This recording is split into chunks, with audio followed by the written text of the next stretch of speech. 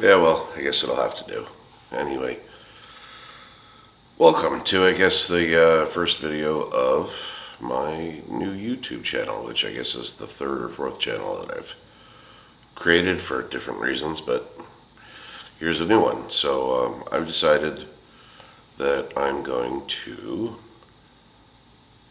return to archery. So the name of my channel is Adventures in Martial Archery. Now, why did I choose that name, Martial? Well, I really don't plan on doing match archery or Olympic style archery. Although I'm a big fat guy now, used to be heavily involved in martial arts of a couple of different sorts. Mainly kung fu, taekwondo, karate, right? I mean, the big three. And did it for years. I mean, ever since I was a teenager to an adult. I injured myself enough that I had to stop, and the injuries kind of prevented me from exercising. And then on top of that, I started getting lazy and started eating. But you don't need the litany. But at any rate, I'm on a track, getting better, starting to lose weight. After I gained weight over the holidays, but starting to lose weight. And at any rate, in November, I really kind of got a fancy to get back into archery for a lot of the reasons that people do. I mean, inspired by something they've seen in the movies or whatever. My inspiration was discovering a fellow named Lars Anderson. I realize he's a very controversial fellow. I don't care one iota what you feel about this man, but he's generally done some very impressive things with his archery practice and has shared it, with the world. And there's been some controversy behind it, but whatever. I decided that I wanted to return to archery and approach it in a similar fashion as a martial art and as something that was once practice for offensive and defensive archery, used for real world reasons rather than, just shooting at a static target. And of course, down the alley here, I have a target, and that is what we shoot at, but I'm not approaching this as kind of a static practice, but as more of a dynamic thing. And eventually as I'm able and I acquire or build the tooling and equipment to do so, we'll, start adding moving targets and stuff like that. But at any rate, enough of that. What is the purpose of this video? All right, a quick introduction aside, and hopefully maybe one day I'll put together a nicer introduction, actually do my hair and dress nicely and maybe look a little more trim. But on some of the various discussion forums, specifically on Discord, there are some archery forums, and one of the things that I had mentioned is that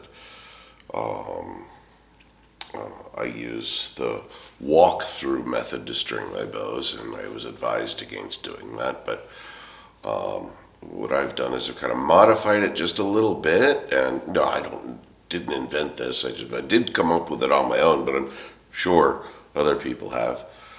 But this might be especially useful to those folks who have, extreme recurve bows, right? So you've got, the recurves that look like this, right? That are reflexive bows that, are this pretty good amount of recurve.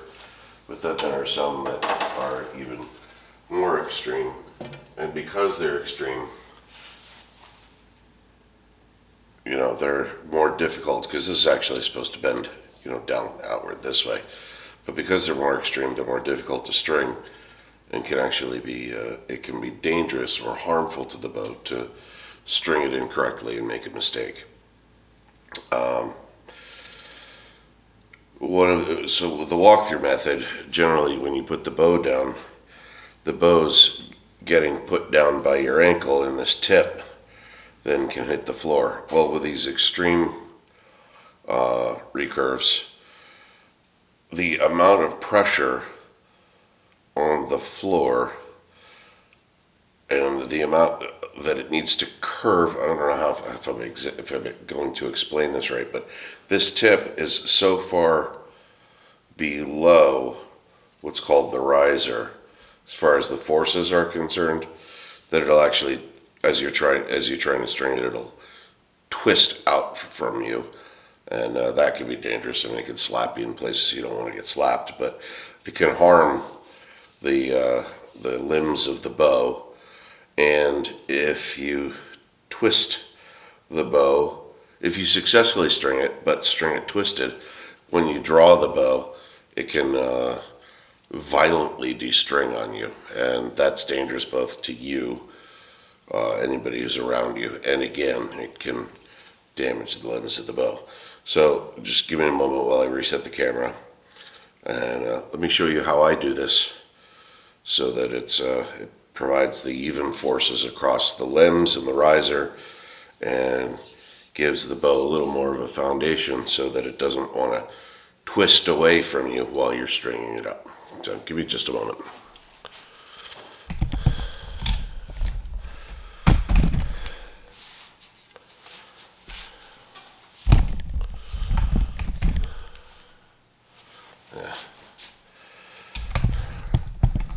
I actually need to reset the tripod altogether, so I'll be right back.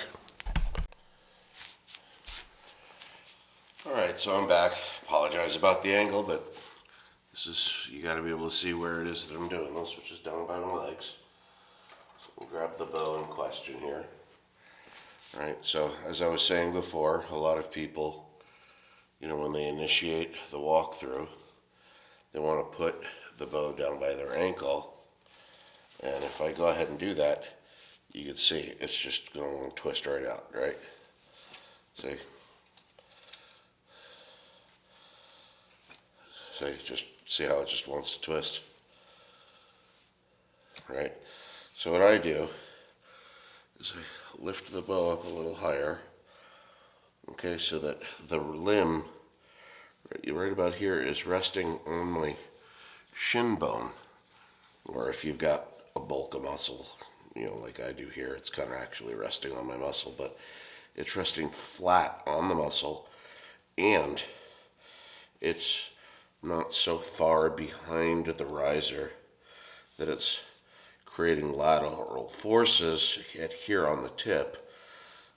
Lateral forces, I'm sorry. I don't know what the forces are called. Shear forces, lateral force, torsion, I don't know. Whatever. Let's get this back on here. Actually, that's the wrong end. I know I shouldn't be letting the string on the ground, but I'm trying to demonstrate this, so. Right. Make sure it's nice and centered. Make sure the riser's just a little bit visible on the knee, because the riser is going to kind of work around the knee, and if you're centered, then you're going to be pushing against the riser. Pushing against the limb. You don't want to be doing that. You want to push against the riser. So I don't know if you can see that here, but that's the riser right there. Okay. You want to give it enough room to curl around, right? And then it's as simple as zoop, pops right on. Make sure it's nice and straight, and that's really it.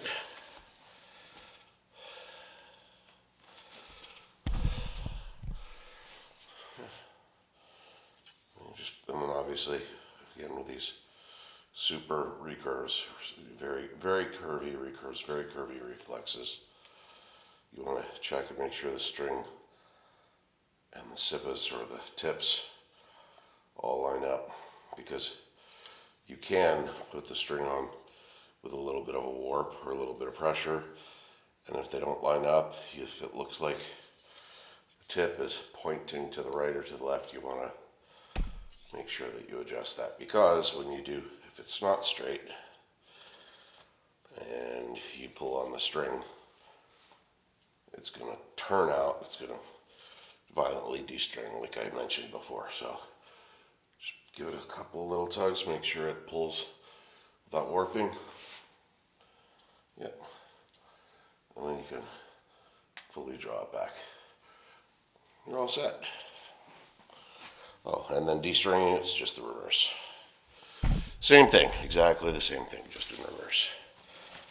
Walk through, get it up here, and then it's that simple.